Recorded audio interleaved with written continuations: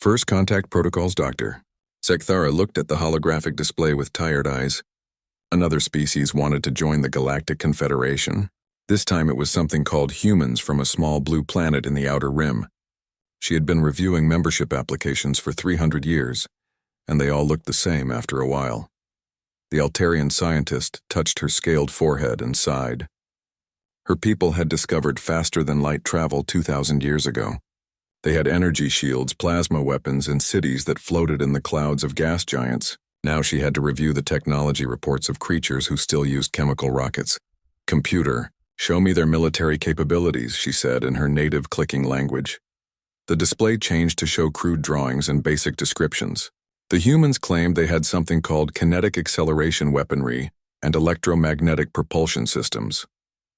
Zekthara laughed, a sound like wind chimes in a storm.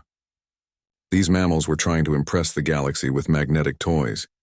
She read their description of railguns out loud to her assistant, Mexiol. "They say they can use magnetism to throw metal objects very fast." Both aliens burst into laughter.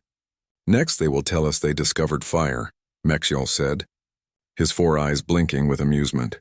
The report mentioned something about nuclear fusion attempts and chemical propellant research. Zekthara shook her head. Most species discovered energy weapons and anti-gravity before they even left their home planets. These humans were backwards even by the standards of primitive civilizations. She opened a communication channel to Admiral Vorthak of the Hegemony Navy. The massive Kraxon appeared on screen. His 6 arms crossed over his armored chest. His people were the military backbone of the Confederation, and nothing happened in space without his approval. "Admiral, I am reviewing the human application. They claim to have military technology," Zekthara said. Vorthak's laugh sounded like rocks grinding together. "I saw their submission. They throw metal sticks with magnets. My youngest offspring has better weapons in his toy collection. Should I recommend them for membership? Why not? Tier 3 developing species status. Let them mine asteroids and trade basic materials. They are too primitive to cause any real problems." Zekthara marked the application as approved. Humans would be allowed to join the galactic community, but only at the lowest level. They could not vote on important matters, could not access advanced technology, and definitely could not serve in the military. The news of humanity's acceptance spread quickly through the galaxy. On Altair Prime, university students used human technology reports as examples of primitive thinking. On the war world of Drakmor, young warriors were told that humans represented what happened when a species never learned to fight properly. Ambassador Chen Wei received the acceptance letter at the human embassy on Nexus Station. She was a small woman by galactic standards, barely reaching the chest of most alien species. The other ambassadors treated her with polite indifference, the way adults might treat a child playing dress-up. "Congratulations on your acceptance," said Ambassador Thylex of the Centauri Republic. The tall, thin alien looked down at Chen with what might have been a smile. "Tier 3 status is quite an achievement for such a young species." "Thank you," Chen replied calmly. "We look forward to contributing to galactic peace and prosperity." Behind her polite words, Chen felt frustrated. She had tried to explain human military capabilities, but nobody would listen. When she mentioned railguns that could accelerate projectiles to tremendous speeds, the aliens nodded like adults humoring a child's fantasy. During the welcome ceremony, she met other Tier 3 species. The vegan traders who sold exotic fruits, the Proximan artists who made beautiful sculptures, and the Tau Cetian musicians whose songs could make you cry. All of them were considered harmless by the greater galactic community. "Do not worry about the classification," said Ambassador Veltar of the Vegans. "Most species never advance beyond Tier 3. We have been members for 800 years and are quite content." Chen smiled and nodded, but inside she wondered what would happen when the galaxy discovered what human engineers had really accomplished. Earth's railgun research had not stopped with simple magnetic acceleration. Human scientists had been working on the physics of kinetic energy for generations, pushing the boundaries of what was possible. Back on Earth, General Morrison read the acceptance report with mixed feelings. Humanity was now part of a galactic civilization, but they were being treated like children with toys. "What do our intelligence reports say about galactic military doctrine?" he asked his aide. "Energy shields, plasma weapons, and exotic matter technology, sir. They seem to have never developed advanced kinetic weapons. Their shields are designed to stop energy blasts and charged particles. Morrison nodded thoughtfully. And what about our latest railgun tests? Project Thunderbolt achieved 0.08C yesterday, sir. The tungsten rod vaporized 3 mountains before losing momentum. Make sure that information stays classified. Let the galaxy think we are primitive for now. Meanwhile, on the mining world of Kepler 442b, human colonists were setting up extraction operations. The planet was rich in rare metals that the galaxy needed for their technology. It was considered worthless by most species because it required hard work to mine, rather than automated systems. Captain Sarah Torres watched her teams deploy their equipment. Hidden among the mining gear were components for defensive installations. If trouble came, the human colonies would not be defenseless. Captain, we are receiving complaints from the Drakmari Commerce Guild, her communications officer reported. They claim this system belongs to their trading network. Torres frowned. The Drakmari were known throughout the galaxy as aggressive traders who used military force to back their business deals. They had never shown interest in Kepler 442b before humans arrived. Send a diplomatic response. Remind them that we filed proper colonization claims with the Galactic Registry. Yes, ma'am. Should I mention our defensive capabilities? No. Let them think we are just miners with shovels. Across the galaxy, the pieces were being set for a confrontation that nobody expected. The established powers saw humans as another weak species to be managed and controlled.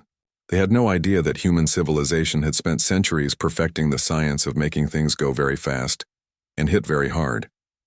Dr. Zekathera filed her final report on human technology assessment.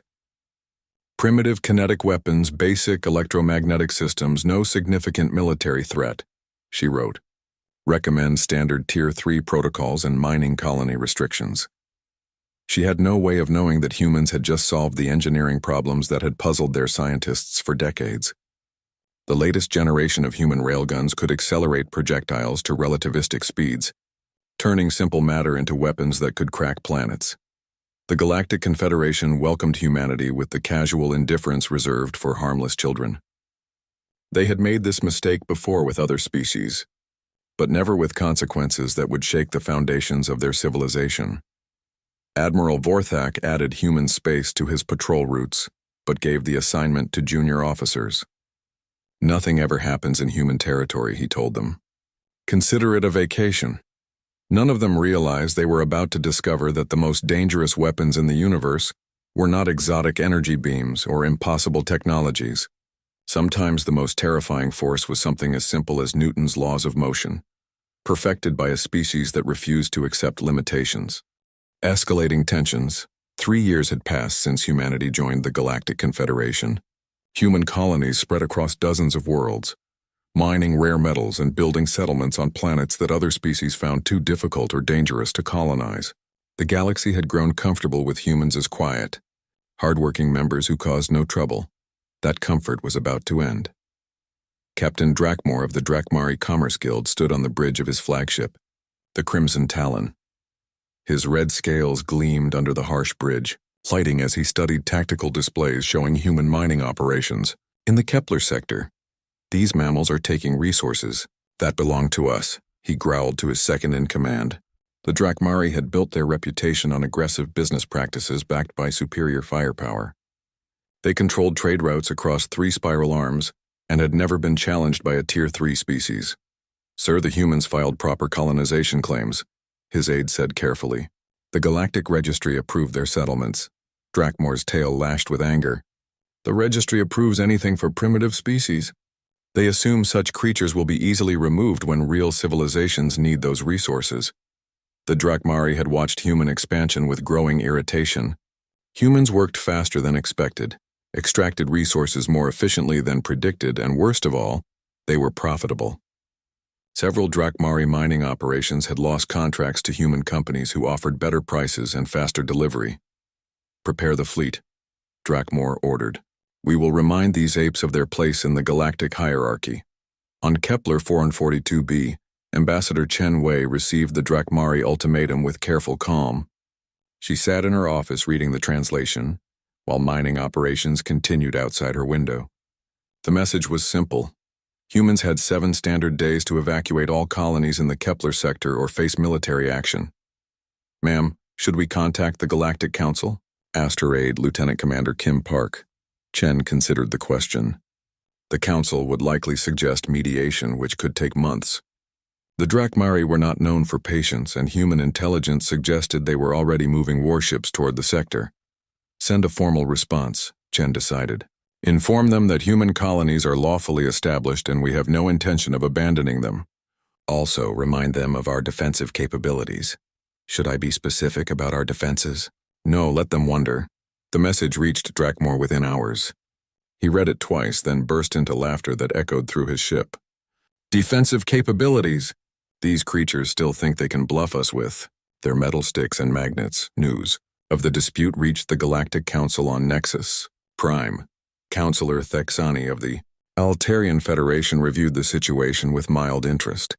Trade disputes happened constantly throughout the galaxy, and they were usually resolved quickly once primitive species realized they could not stand against established powers. "Should we intervene?" asked his assistant. "Let the Drakmari handle it," Thexani replied. "This will be over in a few days. The humans will learn their place and withdraw to more appropriate systems." Dr. Zekathera watched the developing crisis from her research station. She felt a moment of concern for the humans, who seemed nice enough despite their primitive technology. But the Drakmari military was legendary throughout the galaxy. Their plasma cannons could melt asteroids, and their energy shields had never been penetrated by conventional weapons. "Perhaps we should warn the humans," she suggested to her colleague. "Warn them of what? That they cannot fight the Drakmari? They will learn soon enough." On Earth, General Morrison sat in a secure briefing room deep beneath the Pentagon. Holographic displays showed Drakmari ship movements throughout the galaxy. Intelligence reports indicated a fleet of at least 40 vessels moving toward the Kepler sector. "What is our military posture in the region?" he asked. Colonel Sarah Torres, recently promoted from her mining world assignment, activated a tactical display. "We have 15 frigates and 3 destroyers in the immediate area. The Abraham Lincoln Battle Group is 3 days away if we push their engines." "Weapon status? All ships are equipped with Mark 7 railguns. The destroyers carry the new Mark 9 systems tested last month." Morrison nodded. The Mark 9 railguns could accelerate tungsten projectiles to 12% of light speed. Computer simulation suggested they could penetrate any known shielding technology, but they had never been tested against alien defenses. "Rules of engagement? Standard protocols, sir. Defend human territory and citizens. Use minimum necessary force." Morrison almost smiled at that phrase. If the Drakmari knew what minimum necessary force meant to human engineers, they might reconsider their aggressive stance. Meanwhile, across the galaxy, intelligence networks buzzed with reports of human ship movements. Alien analysts noted unusual construction on human vessels, long cylindrical structures that looked like oversized mining equipment. Admiral Vorthak received these reports with casual interest. "Probably mass drivers for asteroid processing," he told his staff. "Primitive species often use crude magnetic systems for industrial purposes." The Drakmari fleet reached the edge of the Kepler sector and began aggressive patrols. They intercepted human cargo ships, demanding to inspect their cargoes and questioning their flight plans.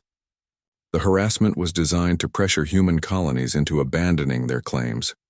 Captain Torres received hourly reports from merchant vessels describing Drakmari intimidation tactics. She watched the tactical displays from her command ship, the destroyer New York, and waited for orders from Earth. "Ma'am, the cargo ship Denver is requesting escort assistance," her communications officer reported. 3 Drakmari ships are demanding they heave to for inspection. "Launch 2 frigates to escort the Denver to safe harbor," Torres ordered. "Remind all ships to maintain peaceful posture but defend themselves if attacked." The first direct confrontation happened near the asteroid mining station at Kepler 442c. A Drakmari patrol ship fired warning shots across the bow of the human transport vessel Chicago. The transport immediately sent a distress signal. Within minutes, the human frigate Boston arrived on scene. Captain Linda Martinez opened communications with the Drakmari vessel.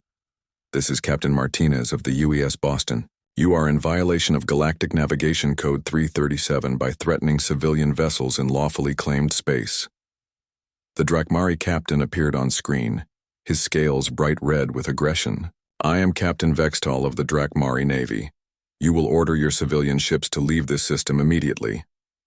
"Negative. Human colonies are lawfully established here. We will defend our territory and our people." Vextal looked at the human frigate with contempt. The ship was barely 200 meters long, dwarfed by his own vessel.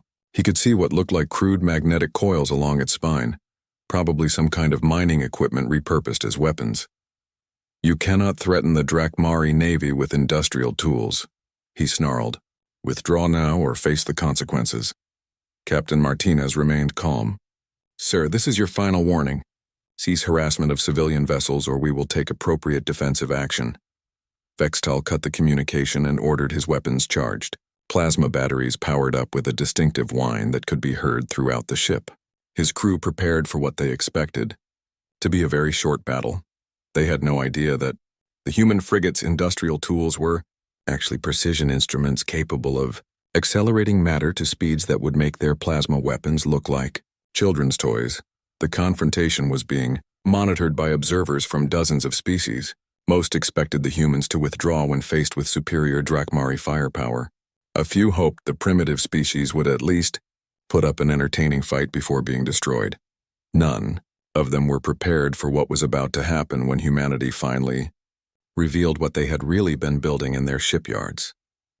The warning shots, the first shot of what would become known as the Kepler incident, was fired by Captain Vextal of the Drakmari patrol ship Blazing Claw. His plasma cannon sent a brilliant orange beam across the bow of the human transport Chicago, close enough to heat the hull, but not cause damage. It was meant as a warning, a demonstration of superior firepower. Captain Martinez of the human frigate Boston watched the plasma blast with professional interest.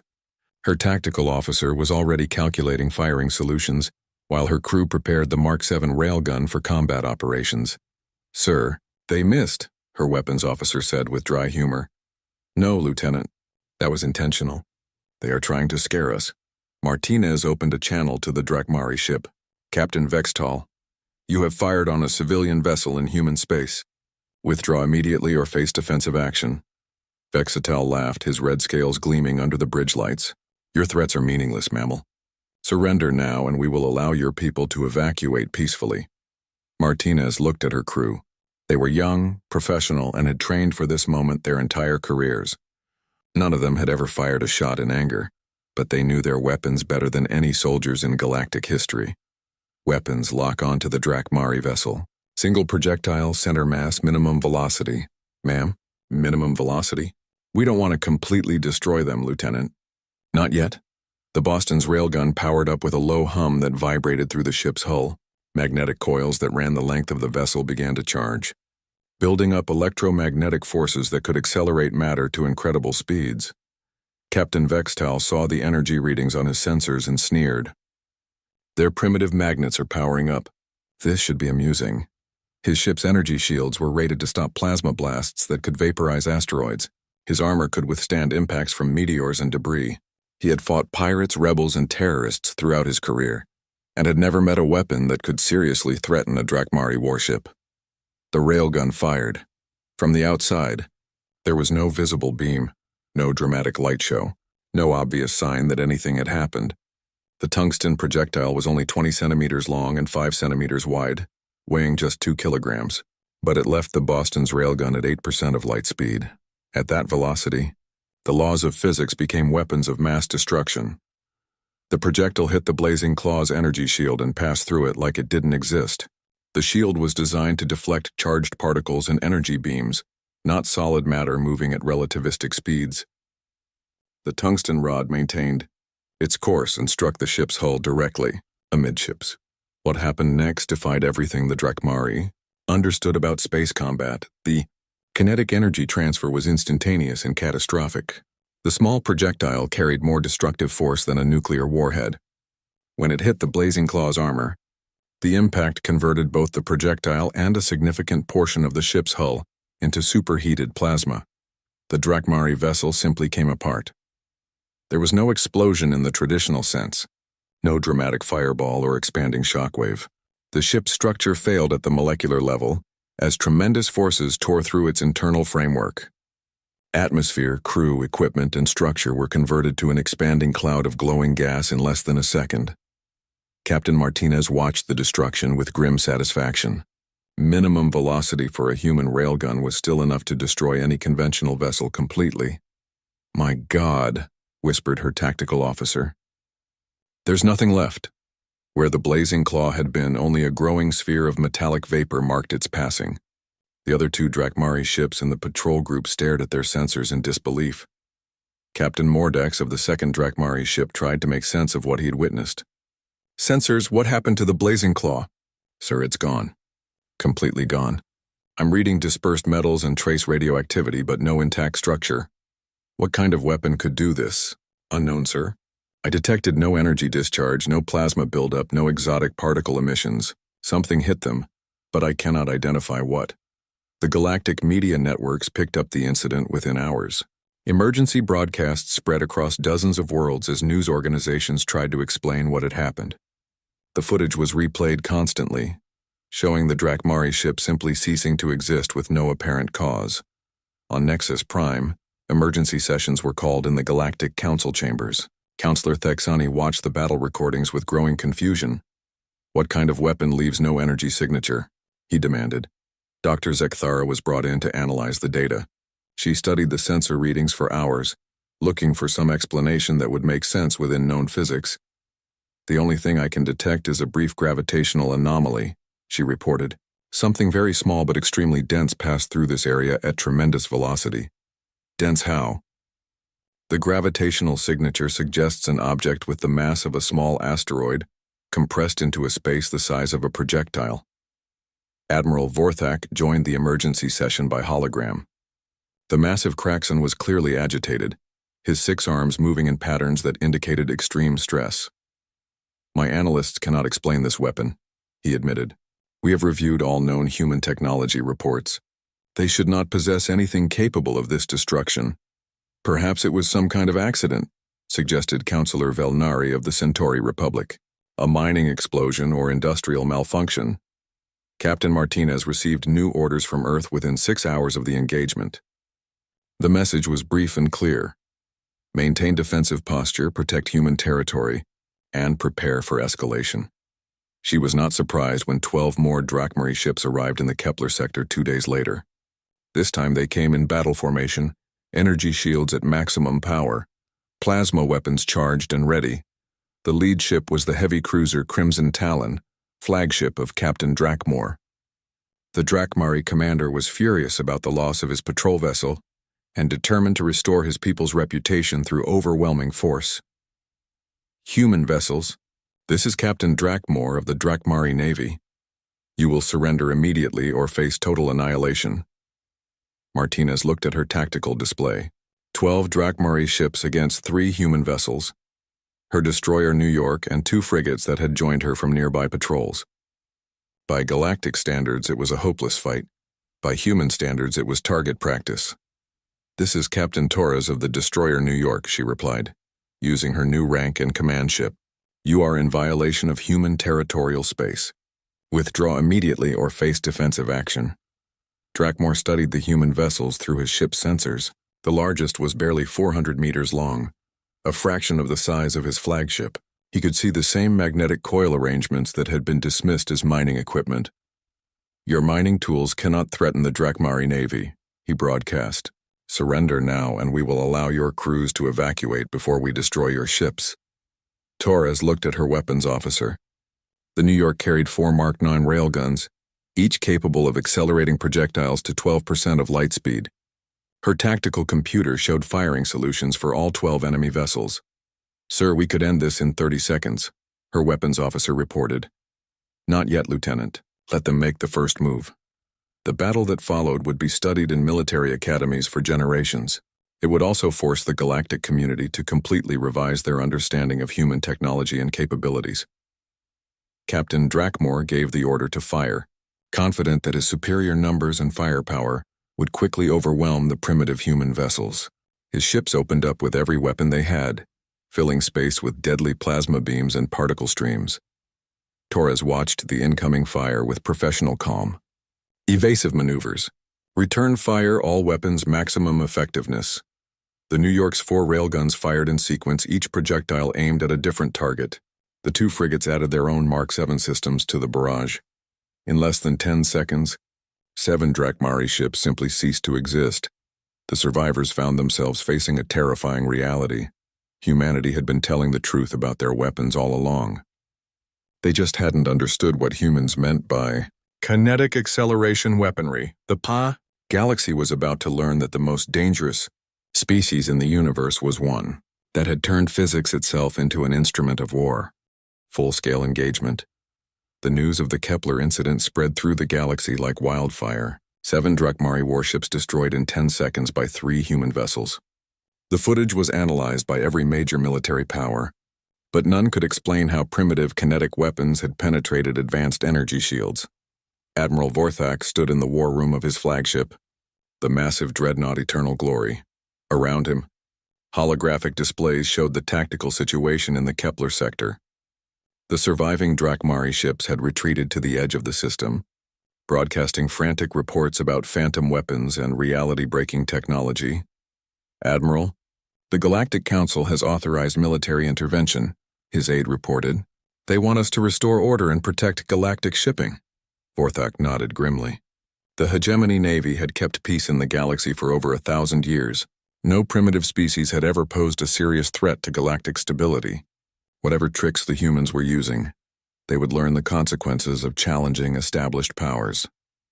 Assemble Task Force Nexus, he ordered. Full battle deployment. I want 200 ships representing all 5 major powers. We will show these mammals what real military force looks like. The order went out across the galaxy. The Altarian Federation contributed their newest energy shield technology and plasma weaponry. The Centauri Republic sent their fastest attack cruisers. The Vagan Trading Confederation provided their heavy freighters converted to missile platforms. The Proximan Defense Force brought their experimental particle beam weapons. It was the largest combined fleet assembled in 50 years, representing the pinnacle of galactic military technology. Ship captains who had never worked together trained in joint exercises, preparing for what everyone expected to be a brief but decisive campaign against human forces. On Earth, General Morrison watched satellite feeds of the alien fleet gathering at Nexus Prime. Intelligence estimates suggested over 200 warships from multiple species, including several dreadnought-class vessels that could crack planets. General, they're bringing everything they have, his aide reported. Our deep space sensors show them conducting battle drills and weapons tests. Morrison studied the tactical displays with the calm expression of a career military officer. What is our force strength in the Kepler sector? 32 ships, sir. Captain Torres has been reinforced with elements from the Pacific and Atlantic fleets. The Lincoln Battle Group arrived yesterday with our newest Mark X railgun systems. Mark X? I thought those were still in testing. Emergency deployment authorization, sir. Field trials suggest they can achieve 15% light speed with standard tungsten projectiles. Morrison considered the numbers. 32 human ships against 200 alien vessels. By conventional military doctrine, it should be impossible odds. But human weapons operated under different rules than conventional military doctrine. Captain Sarah Torres stood on the bridge of her flagship, watching her small fleet take position in the Kepler system. Her ships were spread across a cubic volume of space nearly a light hour wide, each vessel positioned to maximize firing angles and minimize the chances of friendly fire incidents. The alien fleet arrived with all the pomp and ceremony that galactic civilization could muster. 200 warships dropped out of hyperspace in perfect formation, their hulls gleaming with energy shield emissions and weapon power signatures. Admiral Vorthak broadcast on all frequencies, his message carrying the authority of 1,000 years of galactic dominance. Human vessels, this is Admiral Vorthak of the Galactic Confederation Navy. You are ordered to surrender immediately and submit to galactic justice for your unprovoked attacks on lawful military vessels. Torres looked at her communications officer. Reply on standard diplomatic frequencies. This is Captain Torres of the United Earth Space Navy. You have entered human territorial space without authorization. You have 5 minutes to withdraw before we take defensive action. The alien fleet responded with what sounded like laughter from a dozen different species. Admiral Vorthak's voice carried centuries of military confidence.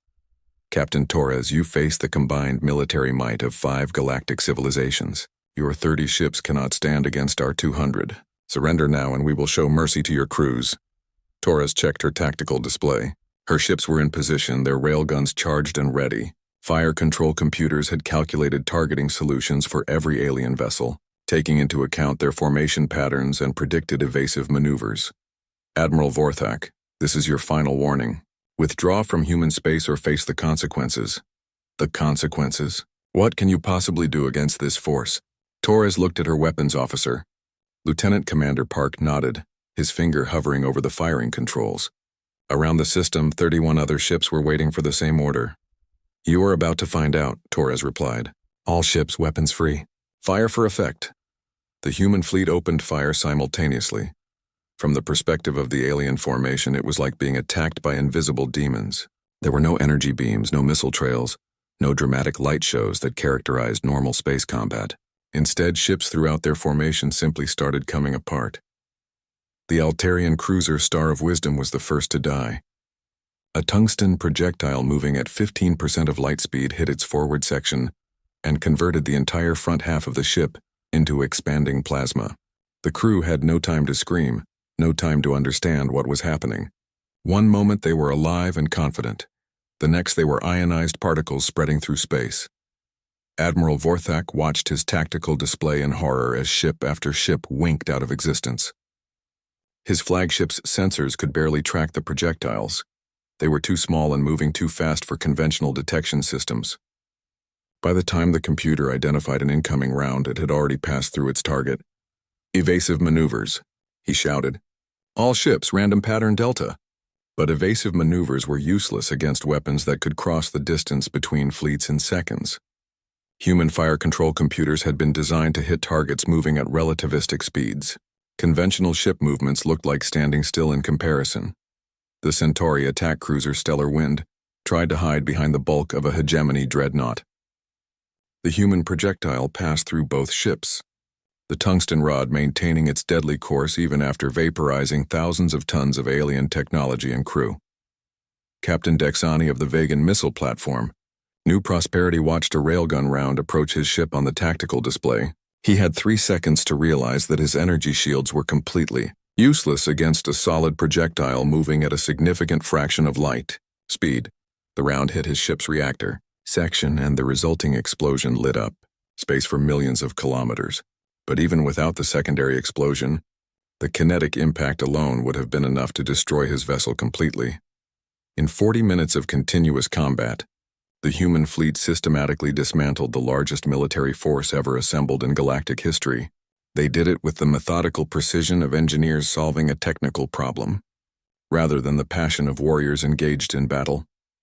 Human railguns fired in carefully calculated sequences, each shot placed for maximum effect.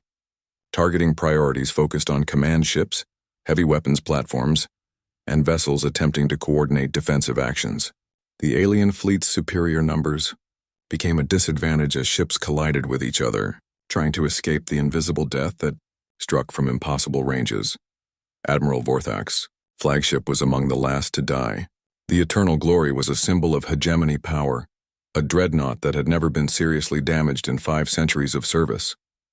Its armor could withstand direct hits from nuclear weapons. Its shields could deflect the output of stellar flares.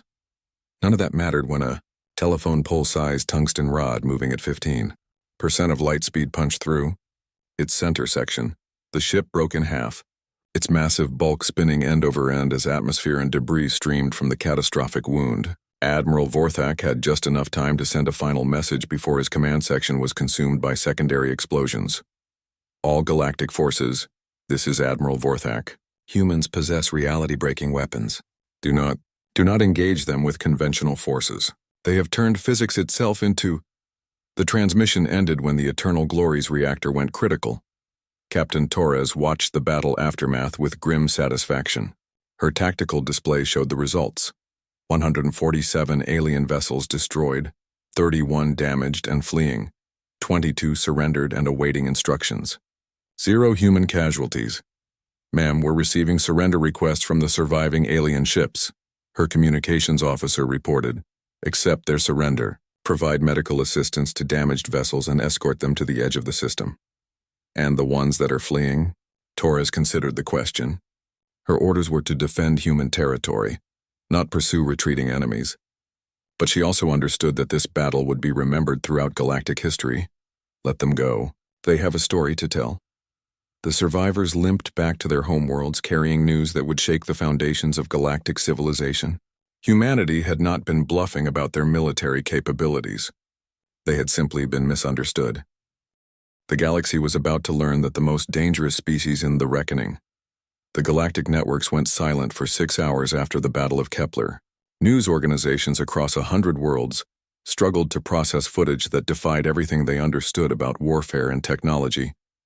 The greatest military force in galactic history had been destroyed by 32 primitive human ships using weapons that seemed to violate the laws of physics. Dr. Zekthara sat in her laboratory on Altair Prime, surrounded by holographic displays showing battle data from every sensor in the Kepler system. She had been analyzing the recordings for 3 days straight, trying to understand how humans had achieved the impossible. Computer, replay the destruction of the Star of Wisdom, maximum resolution. The hologram showed the Altarian cruiser exploding from within as some invisible force tore through its hull. Frame-by-frame analysis revealed a brief gravitational anomaly, lasting less than a nanosecond, followed by the catastrophic failure of the ship's structure. Computer, calculate the kinetic energy required to produce this level of destruction. Numbers appeared in the air around her. The computer's analysis suggested that something with the mass of a small projectile had impacted the ship at nearly 15% of light speed. The kinetic energy transfer was equivalent to several nuclear weapons concentrated into a space the size of a dinner plate. Zekthara felt her scaled skin grow cold as the implications became clear. Humans had not been lying about their railgun technology. They had simply failed to explain what electromagnetic acceleration meant when applied by a species that refused to accept physical limitations. On Nexus Prime, the Galactic Council met an emergency session. Representatives from 50 species gathered in the Great Chamber, their voices creating a cacophony of fear, anger, and confusion. At the center of the debate was a simple question. What do you do when you discover that a species you considered primitive has been building planet-killing weapons? Councillor Thexani called for order, his voice amplified by the chamber's ancient acoustic systems. We must address the human situation with careful consideration. They have demonstrated capabilities far beyond our initial assessments. Demonstrated, roared Ambassador Klexer of the Drakmari Commerce Guild. They slaughtered our fleets, 200 ships destroyed by invisible weapons that our best scientists cannot explain. Ambassador Chen Wei sat quietly in the section reserved for Tier 3 species, watching the chaos with patient calm. She had tried to warn them 3 years ago about human defensive capabilities. Now the galaxy was learning the hard way what human engineers could accomplish when they put their minds to a problem. The question, continued Thexani, is whether humanity poses a threat to galactic stability, or whether this was simply a defensive response to military aggression. Defensive? Klexer's scales had turned bright red with rage. They destroyed the hegemony flagship. Admiral Vorthak is dead. How is that defensive? Chen stood up, her small human form dwarfed by the alien representatives around her. Counselor, if I may address the chamber. The room fell silent. For 3 years, Ambassador Chen had been ignored, dismissed, and treated like a child playing at diplomacy. Now every being in the chamber was staring at her with expressions ranging from fear to fascination. Humanity never sought conflict with any galactic power, she began, her voice carrying clearly through the chamber's audio systems. We applied for membership peacefully, submitted our technology reports honestly, and established our colonies according to all applicable laws and regulations, and your technology reports contain no mention of reality-breaking weapons, accused Councillor Velnari. Our reports mentioned kinetic acceleration, weaponry, and electromagnetic propulsion systems. We described railguns capable of achieving high-velocity projectile speeds. The fact that your analysts dismissed these as primitive magnets is not our fault. Dr. Zekthara activated her holographic transmitter from Altair Prime. Ambassador Chen, our analysis of human technology suggested simple magnetic acceleration, similar to industrial mass drivers. Can you explain how your species achieved the velocities we observed in the battle? Chen smiled slightly. Doctor, your people mastered energy manipulation centuries ago. You developed plasma weapons, fusion reactors, and force field technology. You assumed that any advanced civilization would follow the same technological path, and humans did not. Humans took a different approach. We focused on perfecting the fundamental forces of the universe. While your species were learning to manipulate exotic matter and dimensional energy, we were solving the engineering problems of acceleration, velocity, and kinetic energy transfer. The chamber erupted in voices as the implications became clear. Humanity had not developed inferior technology. They had developed a completely different kind of technology, one that the galaxy had never encountered before. How fast can your weapons accelerate projectiles? Asked Counselor Thexani. Our shipboard systems can achieve 15% of light speed with standard tungsten penetrators, Chen replied calmly. Our planetary defense installations can do significantly better. The room fell silent again. Planetary defense installations. The galaxy suddenly realized that the fleet weapons they had witnessed might not represent humanity's full capabilities. Admiral Kavesh of the Proximan Defense Force spoke for the first time. Ambassador Chen, are you saying that humanity possesses weapons more powerful than those used at Kepler? Chen looked around the chamber, meeting the eyes of representatives who had spent 3 years treating her like an amusing child. Admiral, what you saw at Kepler were standard ship-mounted railguns designed for fleet engagement. Our strategic defense systems are substantially more capable. How substantially? Our deep space monitoring stations have been tracking every vessel that enters human space since we joined the Confederation. This includes military vessels, merchant ships, and private yachts. Every single ship has been held in targeting solutions by our strategic railgun network since the moment they crossed our territorial boundaries. The chamber erupted in panic. Representatives jumped to their feet, shouting questions and demands. Some called for immediate military action, others for diplomatic negotiations, and a few suggested complete withdrawal from human space. Chen waited for the noise to subside before continuing. Our strategic systems can accelerate projectiles to 25% of light speed across interstellar distances. We have been maintaining targeting solutions on every major population center, military installation, and industrial facility in galactic space for 3 years. Counselor Thexani felt his respiratory systems struggle to process her words. Are you threatening us, Ambassador? No, Counselor. I'm explaining our defensive posture. Humanity has no interest in conquering or destroying other civilizations, but we will not be intimidated, invaded, or forced from our lawful territories. Dr. Zekthara's voice came through the chamber's communication system. Ambassador, are you saying that humans could theoretically strike any target in the galaxy from your home system? Not theoretically, Doctor. We have been maintaining active firing solutions since first contact. Every ship that left human space carried targeting data back to our strategic defense network.